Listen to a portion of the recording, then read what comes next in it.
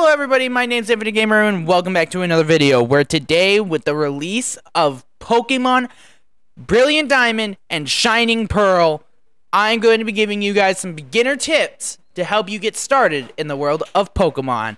Note that this beginner list will be good for all Pokemon games, not just these two.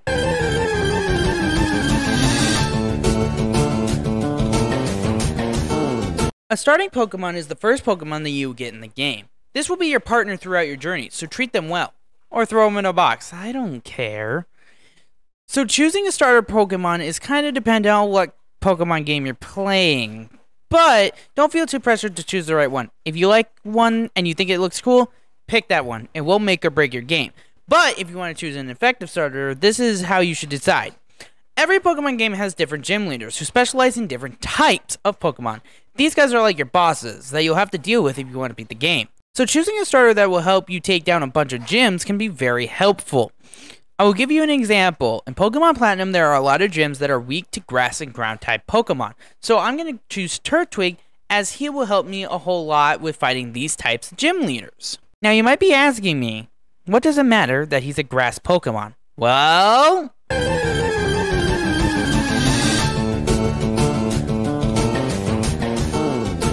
Now let's talk about type advantages in Pokemon. Pokemon types are like their elements. For example, there is fire, water, and grass. At the time of recording, there are 18 different types of Pokemon and 898 Pokemon species. I'm never gonna catch them all!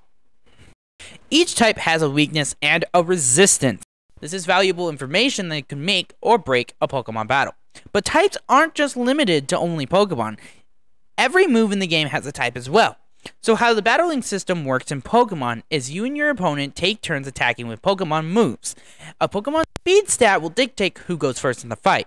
Knowing that your opponent's fire Pokemon is weak to water, you will have to attack it with a water type move to deal the most amount of damage. Take note that if you have a water type Pokemon use a grass type move, it will deal less damage since the fire type is resistant to grass type moves.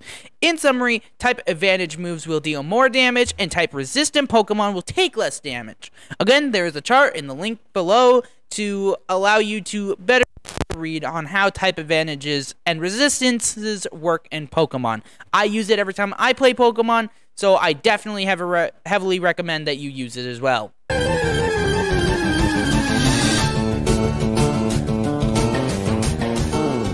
Knowing how to battle is cool and all, but it won't matter if you don't have a team to fight with.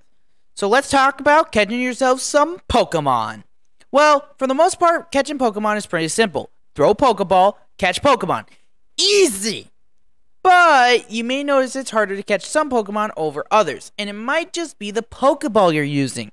In Pokemon, there are different types of Pokeballs, and each one is good for catching their own type of Pokemon. Netballs are good at catching water and bug types. The Dusk Ball is good at catching Pokemon at night or in caves, and the Nest Ball are great at catching low-level Pokemon, mostly Pokemon under level 20. Other Pokeballs that have a higher catch percentage are the Great Ball and Ultra Ball. These are just like the normal Pokeball, but they are more likely to get a capture more quicker than the normal Pokeball. The only downside is they are more expensive at Pokeshops. Just keep in mind if you are still failing to catch a Pokemon, even though you're using the right type of ball, you may have to weaken it just a little bit. Then it will have no choice but to become your slave. Your friend. Best friend in the whole wide world.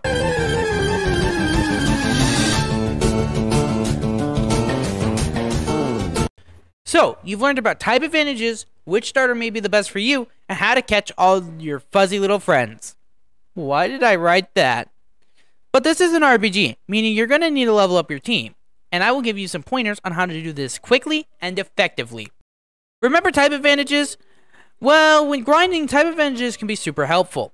Because you have a higher likelihood of one-shotting your opponents, this will allow you to make the grind go by much faster. Now this is where we're going to have to take a split, because there are two different leveling systems in the Pokemon series. In older Pokemon games, Pokemon who participated in battle were the only ones who got XP, while in more current Pokemon games, your entire team gets XP after battle. Now, training in the recent games is easier. Just find a route where the Pokemon are weak to the type that you're trying to level up. But leveling up in the older games is much harder. You can use the same strat from the new games, but you might want to switch train to make the grind go by faster. Switch training is where you start with a Pokemon that you want to level up, but they are too weak to actually fight. So you switch into a stronger, but still needs to level up Pokemon. This will allow you to make grinding go by faster. But now, we get to talk about evolution. Evolution is where your Pokemon has reached a certain level, and changes its appearance.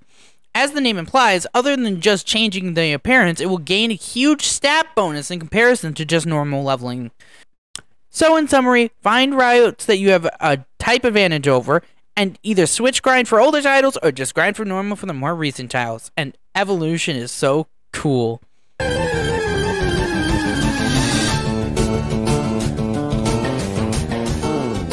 Now, leveling isn't the only way to evolve a Pokemon. A lot of Pokemon base their evolution on friendship. Now, I hate friendship, so these Pokemon don't evolve for me most of the time. But you may need some friends. So let me tell you how to increase your friendship level. The first major thing in increasing your friendship level is using a Pokemon in battle. Don't neglect them. They want to be forced to smack other Pokemon in battle for your own gain. They also like food. After you force them to get beaten, play a fun little cooking minigame and give them some food. Every Pokemon likes different food. You can find out what food your Pokemon likes by going to the Team tab and clicking on your Pokemon. Read the description and it should tell you what kind of food they like. There are 5 different flavors in the game: spicy, dry, sweet, bitter, and sour. Each flavor is determined by what kind of berry you are using in the food. Now, as much as I would love to sit here and tell you about every different kind of berry that is in the game and what flavor it will affect your food with, I'm just going to put a link of each berry in the description below.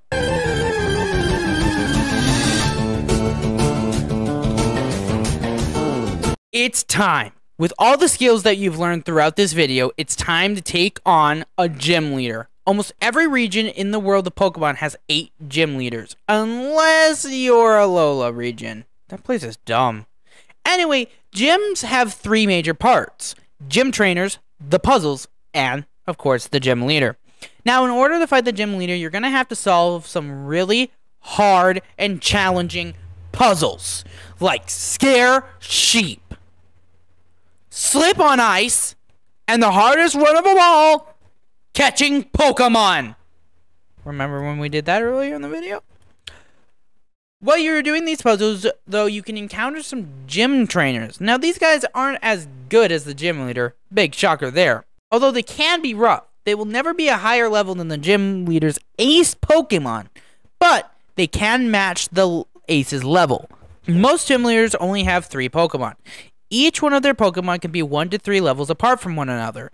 So if their first few Pokemon is at a level 12, their final Pokemon will be at level 14.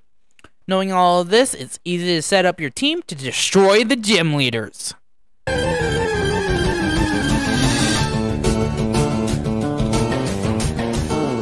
We have made it to the end. You've collected all 8 gym badges, but you still haven't beaten the game.